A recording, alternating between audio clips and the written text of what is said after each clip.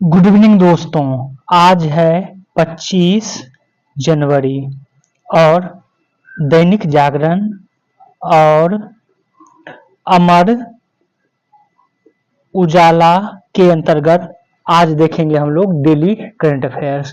चूंकि आज 25 जनवरी है और 25 जनवरी को मनाया जाता है राष्ट्रीय मतदाता दिवस। तो ये याद रखेंगे कि राष्ट्रीय मतदाता दिवस कब मनाया जाता है? 25 जनवरी को।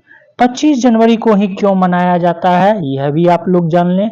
25 जनवरी को इसलिए मनाया जाता है क्योंकि 25 जनवरी 1950 को चुनाव आयोग जो है अस्थायी रूप से एक संगठन के रूप में बना था, इसलिए इसको 25 जनवरी को मनाया जाता है। अब यहाँ पर आपको यह भी बता दें कि राष्ट्रीय मतदाता दिवस यह बनाने की घोषणा कब हुई, तो यह जो है 2011 से राष्ट्रीय मतदाता दिवस प्रत्येक वर्ष 25 जनवरी को मनाने की घोषणा हुई। तो इस तरह जो है 2011 से देखेंगे तो 2025 में 15वां राष्ट्रीय मतदाता दिवस है।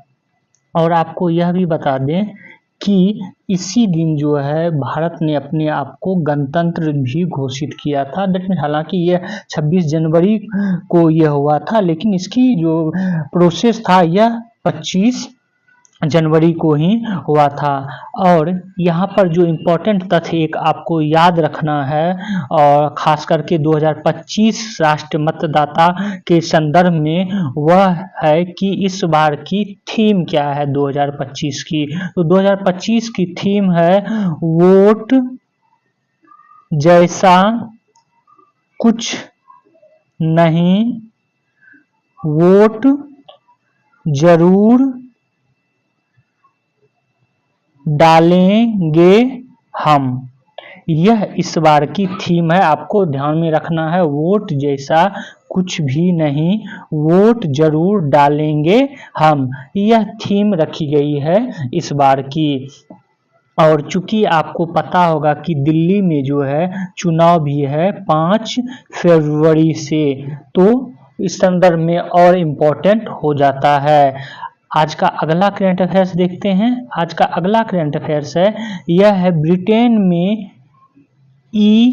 ओविन तूफान आया है और यह तूफान वेल्स की तट से टकराया है और यह करीब 35 फीट ऊंची लहर थी। तो आपको यहाँ पर यह पूछा जा सकता है कि ओविन तूफान यह कहाँ आया या किस देश में आया, तो ब्रिटेन में आप लोग याद रखेंगे।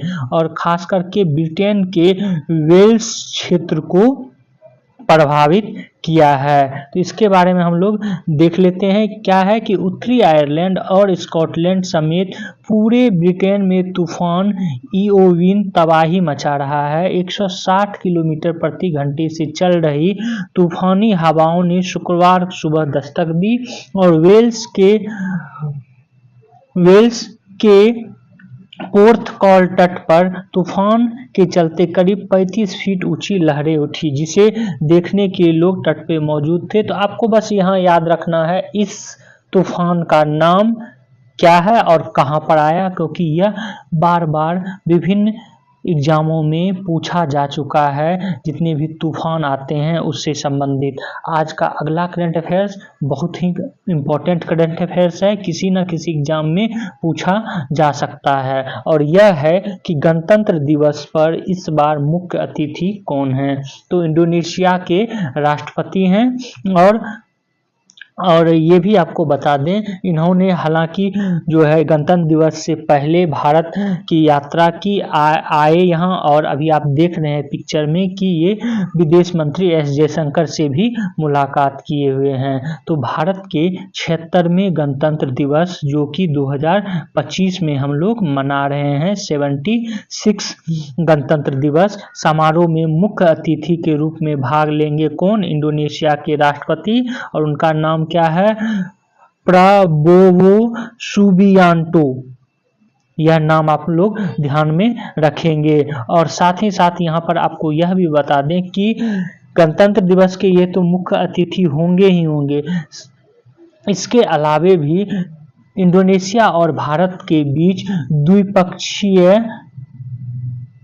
द्विपक्षीय वार्ता भी होगी और विभिन्न जो है मुद्दों पर वार्ता होगी। और उन मुद्दों में एक मुद्दा जो है हम आज से 3-4 दिन पहले भी इसके बारे में बता चुके हैं कि ब्रह्मोस मिसाइल से संबंधित है। जिस प्रकार भारत ने फिलीपींस को बेचा है ब्रह्मोस मिसाइल, इंडोनेशिया भी बहुत दिन से या इंडोनेशियन गवर्नमेंट जो है बहुत दिनों से कह रही है कि ब्रह्मोस मिसाइल हमें भी जो है इंडिया प्रोवाइड करे।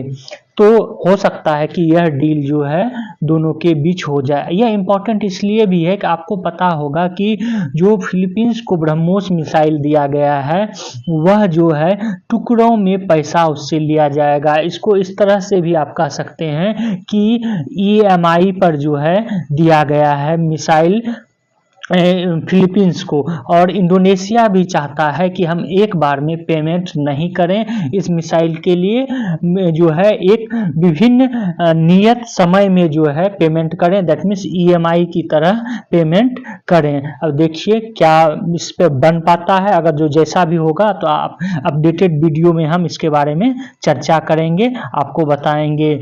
आज का अगला करंट अफेयर्स है, यह है 2025 में मलेरिया से मुक्त होने वाला पहला देश जॉर्जिया बन गया है। इसकी घोषणा WHO ने की है।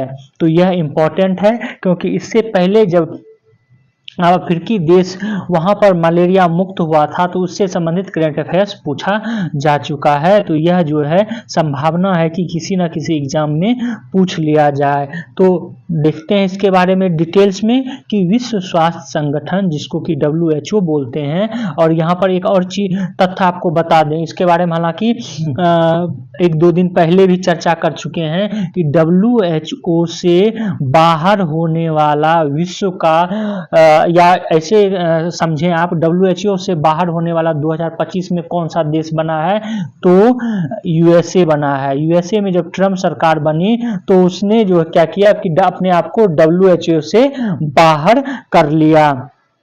तो WHO ने जॉर्जिया को मलेरिया मुक्त घोषित कर दिया। यह उपलब्धि देश की 1 सदी की मेहनत का परिणाम है। 2025 में जॉर्जिया मलेरिया से पूरी तरह मुक्त होने वाला राष्ट्र बन गया। अब तक 45 देशों और एक क्षेत्र को मलेरिया मुक्त घोषित किया जा चुका है। जबकि आपको बता दें मिस्र और केप वर्दे, तो ये आपको ऊपर भी बताया कि अफ्रीकी देश है जिसको कि मलेरिया मुक्त घोषित किया गया और यह पूछ लिया गया था। तो यह आप देख रहे हैं, इसको 2024 में मलेरिया मुक्त घोषित किया गया है। और इसके बारे में जानकारी WHO के महानिदेशक जो है एडनाम घेब्रेयेसस ने दिया है। ये भी आपको महानिदेशक का नाम भी आपको ध्यान में रखना है। सॉरी, आपको यहाँ पर ये भी बता दें कि 1900 से पहले जॉर्जिया में मलेरिया के कई प्रकार के परजीवी फैल रहे थे। 1920 तक लगभग 30% जनसंख्या मलेरिया से पीड़ित थी। वहीं 1940 तक मच्छर नियंत्रण, इलाज और परीक्षण में सुधार के बावजूद द्वितीय विश्व युद्ध के दौरान यह बीमारी फिर से बढ़ी थी, लेकिन इस पर जो है जॉर्जिया ने कंट्रोल किया। आज का अगला करंट अफेयर्स देखते हैं।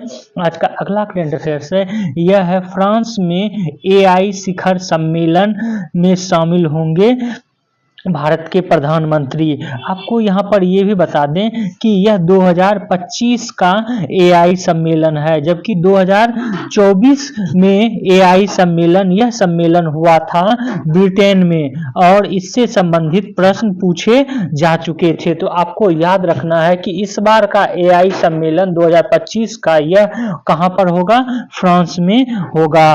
और आपको यह भी बता दें कि भारत जो है AI के क्षेत्र में बहुत ही उन्नत कार्य कर रहा है और और यह सम्मेलन की बात बताएं कि यह सम्मेलन 10 से 11 फरवरी को आयोजित होगा, यह भी ध्यान में रखना है।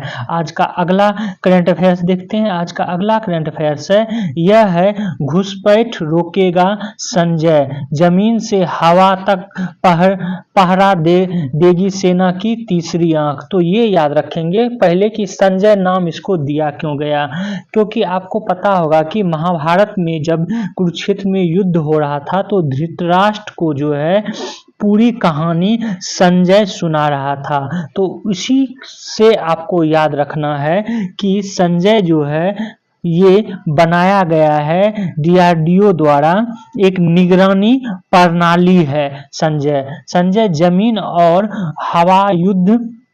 हवाई युद्ध क्षेत्र के सेंसर से जानकारी जुटाकर उसे एकीकृत करेगा, यानी जानकारी की सत्यता की पुष्टि करेगा और दोहराव को भी रोकेगा। यह प्रणाली सेना के सुरक्षित डाटा नेटवर्क और सैटेलाइट संचार नेटवर्क के माध्यम से युद्ध क्षेत्र को पूरा परिदृश्य पेश भी करेगा और बेहतर बनाएगा। तो ये याद रखना है कि संजय क्या है वर्तमान में जिसका प्रयोग सेना कर रही है।